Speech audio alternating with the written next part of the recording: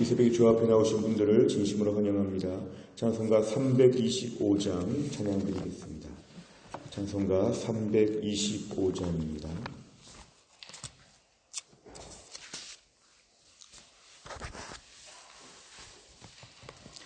찬송가 325장 찬양드리겠습니다. 예수가 함께 계시니 시험이 오나 겁없네. 기쁨의 근원 되시는 예수를 위해 삽시다. 날마다 주를 섬기며 언제나 주를 기리고 그 사랑 안에 살면서 딴 길로 가지 맙시다. 이 세상 사는 동안에 주 이름 전파하면서 무한한 복락 주시는 예수를 위해 삽시다. 날마다 주를 섬기며 언제나 주를 기리고 그 사랑 안에 살면서 딴 길로 가지 맙시다. 이 세상 친구 없어도 예수는 나의 친구니 불의한 일을 버리고 예수를 위해 삽시다. 날마다 주를 섬기며 언제나 주를 기리고 그 사랑 안에 살면서 딴 길로 가지 맙시다. 주께서 심판하실 때 잘했다 칭찬하리니 이러한 상급 받도록 예수를 위해 삽시다. 날마다 주를 섬기며 언제나 주를 기리고 그 사랑 안에 살면서 딴 길로 가지 맙시다. 아멘. 하나님 말씀은 마가복음 16장입니다. 마가복음 16장 14절부터 20절까지입니다. 신약성경 85페이지 마가복음 16장 14절부터 20절까지입니다. 마가복음 16장 14절부터 20절까지의 말씀을 저와 한 절씩 교독하겠습니다. 그 후에 11 제자가 음식 먹을 때에 예수께서 그들에게 나타나사 그들의 믿음 없는 것과 마음이 완악한 것을 꾸짖으시니 이는 자기가 살아난 것을 본 자들의 말을 믿지 아니함일러라. 또 이르시되 너희는 온 천하에 다니며 만민에게 복음을 전파하라. 믿고 세례를 받는 사람은 구원을 얻을 것이요 믿지 않는 사람은 정죄를 받으리라. 믿는 자들에게는 이런 표적이 따르리니 곧 그들이 내 이름으로 귀신을 쫓아내며 새 방언을 말하며 뱀을 집어 올리며 무슨 독을 마실지라도 해를 받지 아니하며 병든 사람에게 손을 얹은즉 나으리라 하시더라. 주 예수께서 말씀을 마치신 후에 하늘로 올려지사 하나님 우편에 앉으시니라. 같이 읽습니다. 제자들이 나가 두루 전파할세 주께서 함께 역사하사 그 따르는 표적으로 말씀을 확실히 증언하시니라. 아멘. 오늘 본문은 이제 마가복음의 맨 마지막 시간입니다. 오늘 14절에 보니까 그 후에 11 제자가 그랬습니다. 그 후에라고 하는 말은 어제까지의 말씀을 다 받는 것입니다. 예수님께서 부활하셨는데 그 부활의 소식을 전했을 때에 믿지 않는 제자들, 그럴 리가 없다고 하는 부활을 정면으로 거스르는 예수님의 제자들, 다른 사람도 아니고 예수님의 제자들, 수천 명, 수만 명이 아니라 그 12명밖에 안 되는 제자들이 예수님의 부활을 그렇게 한사코 믿지 않았던 그 모습을 저희는 볼 때 안타까운 마음을 갖습니다. 근데 오늘 14절에 보니까 그 후에 계속해서 제자들이 믿지 않고 있었던 그 사건 이후에 11제자, 가룟 유다를 제외한 나머지 11제자가 함께 식사 자리가 있었습니다. 그럼 예수님께서 그들에게 나타나셨습니다. 그래서 예수님께서 부활 이후에 제자들이 다 모였을 때에 예수님 나타나시는 매우 특별한 자리였습니다. 얼마 전에 예수님 최후의 만찬의 자리에서 예수님께서 겟세마네 동산에 기도하기 전에 함께 식사하시던 그런 자리가 있었는데 다시 그 이후에 감격스러운 재회가 일어나게 되었습니다. 예수님께서는 그 자리에서 제자들에게 이런 것을 말씀하셨는데요. 14절에 보니까 믿음이 없는 것과 마음이 완악하다.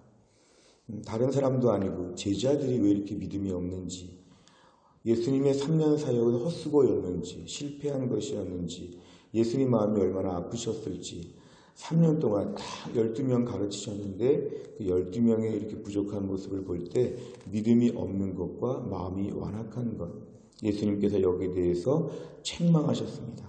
이러면 안 된다. 최소한 너희들은 이러면 안 된다. 예수님이 책망하셨는데 책망한 이유가 나옵니다. 이는 영어로 하면 because, 왜냐하면 자기가 살아난 것을 본 자들의 말을 믿지 아니하느니라. 예수님 부활하셨다는 소식을 듣고 믿지 않았기 때문에 믿음이 없고 마음이 완악하다고 예수님이 책망하신 것입니다. 오늘 14절에서는 책망으로 끝나는 것이 아니라 예수님이 책망하신 다음에 이들의 믿음을 온전케 하신 이후에 15절에 사명을 주십니다. 또 이르시되, 두 번째는 책망이 아니라 명령입니다. 너희는 온 천하에 다니며 만민에게 복음을 전하라. 이 만민은 이방인을 포함하여서 모든 사람들을 일컫습니다. 너희는 복음을 전하라. 복음을 전하라. 우리가 복음을 단순하게 말하면 예수님의 죽으심과 부활이라고 말씀을 드렸습니다. 이 복음은 예수 믿고 구원받는다는 진리였습니다. 이것을 너희는 전파하라입니다. 제자들이 오늘 구원을 받고 복음을 알게 된 것으로 그치지 않고 복음은 반드시 확산성이 있어야 됩니다. 이것을 전하라. 너 혼자 앉아서 먹지 말고 남들에게 나눠주면서 같이 먹으라. 복음을 나눠주라. 그래서 오늘 15절에 보면은 복음을 전파하라는 게 예수님의 강력한 명령이었습니다. 마지막 명령이었습니다. 근데 16절에 보면은 전파하는 사람들의 자유함은 이것입니다. 믿고 세례를 받는 사람도 있고 믿지 않는 사람도 있다는 것입니다. 흔히 전도할 때 내가 말을 못해서 또한 여러 가지 내가 부족해서 전도를 제대로 못한다. 이게 아닙니다. 복음은 어린아이가 전해도 믿을 사람은 믿게 되어 있습니다. 복음은 항상 본인이 반응을 보이고 이것이 본인의 믿음을 증거하는 것이고 선택받은 증거를 보이는 것이죠. 믿고 세례를 받는 사람은 하나님이 선택하신 하나님 백성인 것이 증거가 나타나는 거죠. 그런데 믿지 않는 사람은, 그러니까 전할 때에 자유함을 가지고 마음껏 전하라는 것입니다. 만민이라는 것은 얼마나 많은 사람인지 모릅니다. 만민 중에는 믿고 세례받는 사람도 있고 믿지 않는 사람도 있는데 이건 자기가 반응 보인 책임을 져서 구원을 얻거나 정죄를 받게 된다. 17절에 보니까 믿는 자들에게는 이런 표적이 따른다. 결국 믿는 자들, 복음을 받아들이는 자들, 결국 그들은 예수님의 이름으로 귀신을 쫓아내고 방언을 말하고 뱀을 치고 올리고 무슨 독을 마실지라도 해를 받지 않고 병든 사람에게 손을 얹은즉 나으리라. 예수님의 표적, 반드시 말씀과 함께 복음과 함께 기적들이 있을 것이다. 이 기적은 다른 말로 하면은 주님이 함께 일하심을 보여주실 것이다. 이렇게 말씀하십니다. 그러니까 담대하게 나가서 15절 복음을 전파하라. 이것이 예수님의 핵심적인 명령이었습니다. 19절부터는 본문이 조금 달라지는데요. 달라져서 모든 말씀을 다 마치시고 하늘로 승천하시고 하나님 우편에 앉으셨다. 20절에 보니까 실제로 나가서 15절의 말씀대로 20절에서는 복음을 전파합니다. 제자들이 이제는 두려워하지 않게 되었고 복음을 전하게 되었는데 복음을 두루 전했다는 것은 널리 전했다는 것인데요. 이때 역사가 뭐냐면 주께서 함께 역사하사. 주께서 역사하셨다는 건 뭐냐면 일하셨다는 것입니다. 영어로 보면 work, 일한다는 것이죠. 주님께서 반드시 전도자들과 함께 역사하시고 일하신다. 그러니까 마치 제자들이 돌아다니는 것처럼 보였지만 제자들 옆에서 주님이 임재하시고 주님이 함께 다니시는 거죠. 주께서 함께 역사하사 제자들을 혼자 내보내지 않으신다는 것입니다. 주를 위해서 일하는 자들에게는 주님이 함께 일하신다. 일하시네 우리 주님이 일하십니다. 누구와 함께 일하시냐면 전도자들과 함께 일하시고 제자들과 함께 일하십니다. 그래서 결론적으로 그 말씀의 능력을 확실히 증언하여 주신다는 것입니다. 결론적으로 하나님 말씀의 능력은 제자들의 탁월성이 아니었고 오직 주님이 역사하셨기 때문에 표적과 기사가 나타났다는 것이 오늘 본문의 말씀입니다. 내용 관찰을 보시면 예수님께서 제자들에게 하신 꾸짖음과 명령은 무엇입니까? 14절과 15절 예수님 두 가지 말씀하셨는데요. 첫째, 꾸짖음은 믿음이 없다. 마음이 완악하다. 증거는 예수님의 부활의 그 소식을 본 자들의 말을 믿지 아니하기 때문에. 15절, 하지만 꾸짖음으로 끝나는 것이 아니라 복음을 전파하라. 이렇게 명령을 내리셨습니다. 두 번째를 보면 믿는 자에게 따르는 표적은 무엇이며 제자들이 복음을 전파할 때 어떤 일이 일어났습니까? 믿는 자에게는 표적은 17절에 그대로 나와 있습니다. 내 이름으로 귀신을 쫓아내고 새 방언을 말하고 뱀을 치고 올리며 독을 마실지라도 해를 받지 않고 병든 사람에게서는 언진즉 나음을 얻을 것이라. 그리고 20절에 보니까 주께서 함께 역사하셨기 때문에 이 모든 기적과 이사들이 항상 복음과 함께 나타나지게 되었습니다. 세 번째를 보면 제자들이 복음을 전파할 때 예수님의 표적이 뒤따른 이유는 무엇입니까? 오늘 20절에 보니까 주께서 함께란 말이 중요합니다. 주께서 함께 역사하셨다. 저들과 함께 역사하셨다. 결국 뭐냐면 표적이 있는 이유는 뭐냐면 예수님이 그 자리에 같이 계시기 때문에 그렇습니다. 제자들에게 신기한 능력이 있는 것이 절대로 아닙니다. 오늘날도 주를 위해 일할 때 목회자를 비롯해서 교회 순장님들을 비롯해서 하나님의 일하는 모든 사람들 개인의 능력은 하나도 없습니다. 부족하죠. 그런데 주께서 함께하사 능력을 주신다. 신기하게 우리가 어설프게 전도했는데 누군가 회개하고 예수를 믿는다고 합니다. 열악한 환경과 시설 가운데서 하나님의 일을 준비하는데 하나님이 압도하는 은혜와 능력과 감격을 허락하여 주십니다. 지난 주간 특별 새벽 기도회 때 열심히 기도할 때 저희들의 마음을 모아주시고 뜨겁게 부르짖어 찬양하고 기도하고 순종하게 된 것도 하나님의 큰 역사였습니다. 목회자나 교회 안에 특별한 누가 개인의 능력으로 일하는 것이 아니라 오늘도 주께서는 하나님의 일에 하나님의 사람들에게 반드시 역사한다는 것이 오늘 본문에 나오고 있습니다. 예수님의 표적이 뒤따른 이유는 뭐냐면 주께서 그 자리에 함께 계신다. 오늘 우리 이 말씀을 묵상해 보면 오늘 우리가 신뢰가 필요합니다. 하나님의 사람들이 하나님의 일을 감당하고 하나님께 순종하여 헌신하고 나아갈 때에 반드시 그 자리에 하나님이 함께 하신다. 이걸 저희가 믿어야 됩니다. 다락방 순장님들 다락방을 인도할 때 그 자리에 하나님이 함께 계신다. 주일학교 선생님들이 아이들을 가르칠 때, 나가서 전도할 때, 나가서 구제할 때에, 해외 선교를 나갔을 때에, 교회 모든 사역들이 진행될 때 그 자리에 주님이 함께 계셔서 표적과 기사가 나타난다.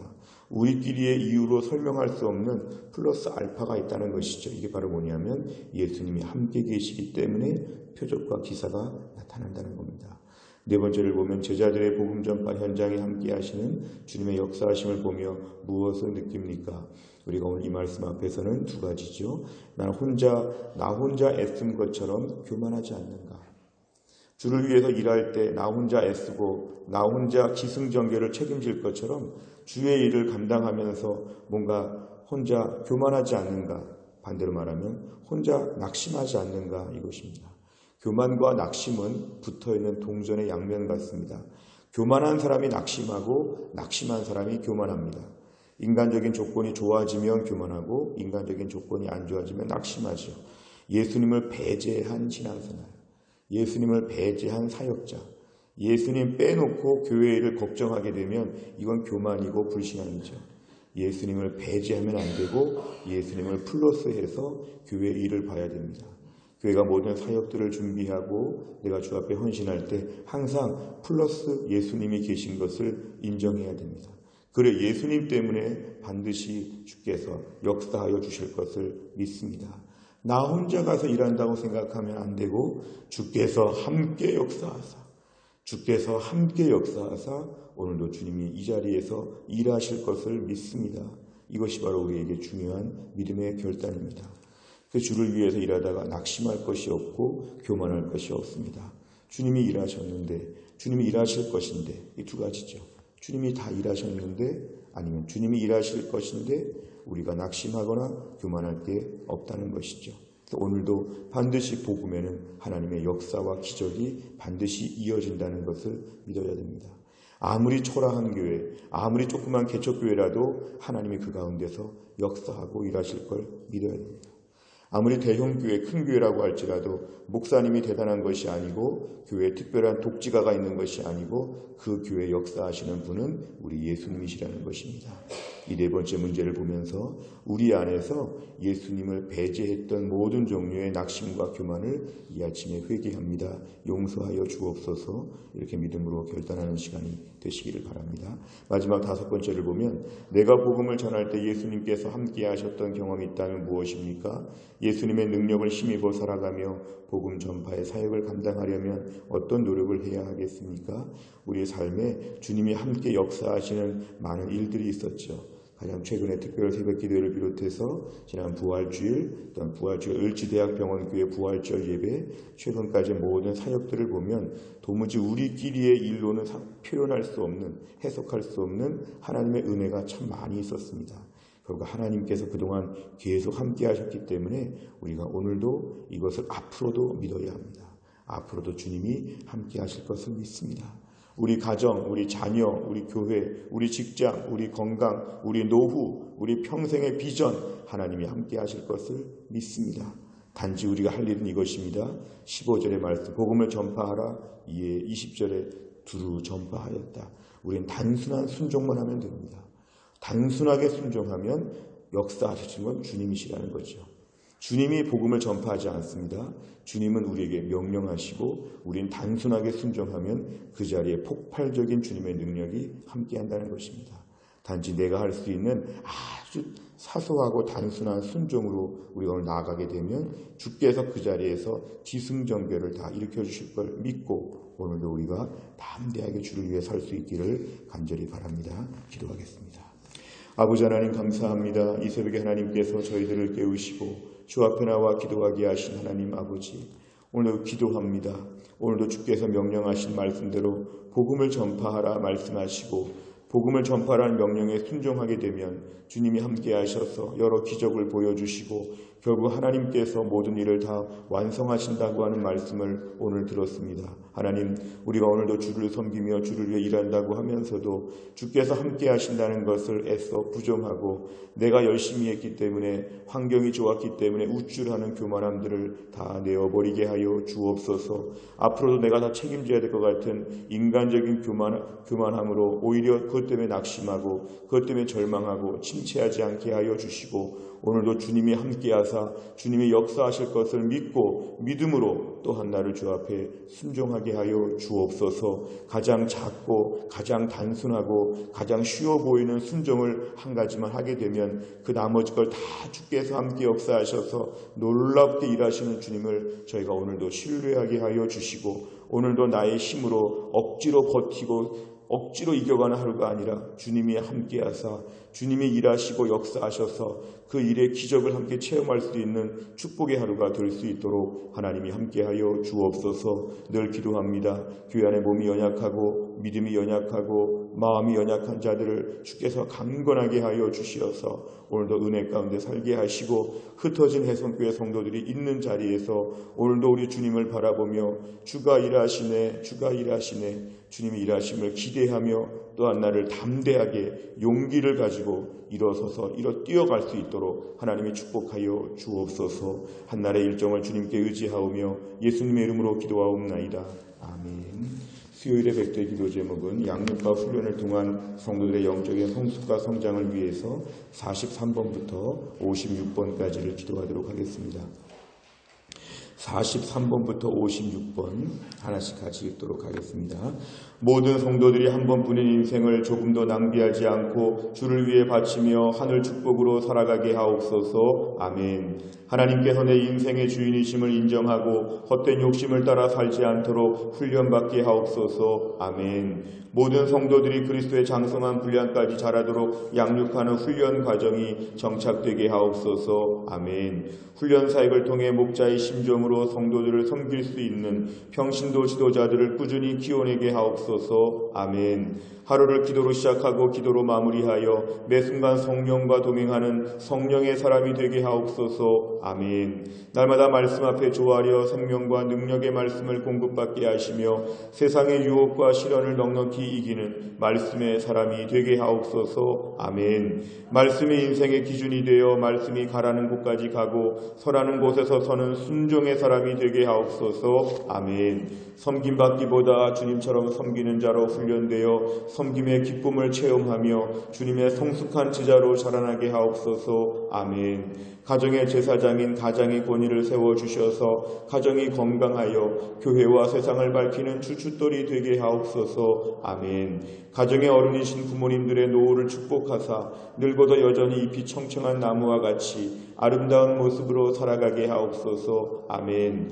부모가 자녀들 앞에서 신앙과 삶의 모범이 되어 하나님 중심의 믿음의 명문 가문으로 이끌어가게 하옵소서. 아멘. 자녀들을 세상의 가치관이 아닌 성경의 가치관으로 무장시키는 영적인 부모가 되게 하옵소서. 아멘. 가족권을 위해 눈물로 기도하는 성도의 간구를 들으시고 속히 구원의 문을 열어 주옵소서. 아멘. 온 성도들이 부름받은 삶의 현장에서 빛과 소금이 되어 주변을 변화시키는 소명자로 살아가게 하옵소서. 아멘. 주기도문합니다. 하늘에 계신 우리 아버지여, 이름이 거룩히 여김을 받으시오며 나라 임하옵시며 뜻이 하늘에서 이룬 것 같이 땅에서도 이루어지이다. 오늘날 우리에게 일용할 양식을 주옵시고 우리가 우리에게 죄 지은 자를 사하여 준 것 같이 우리 죄를 사하여 주옵시고 우리를 시험에 들게 하지 마옵시고 다만 악에서 구하옵소서. 대개 나라와 권세와 영광이 아버지께 영원히 있사옵나이다.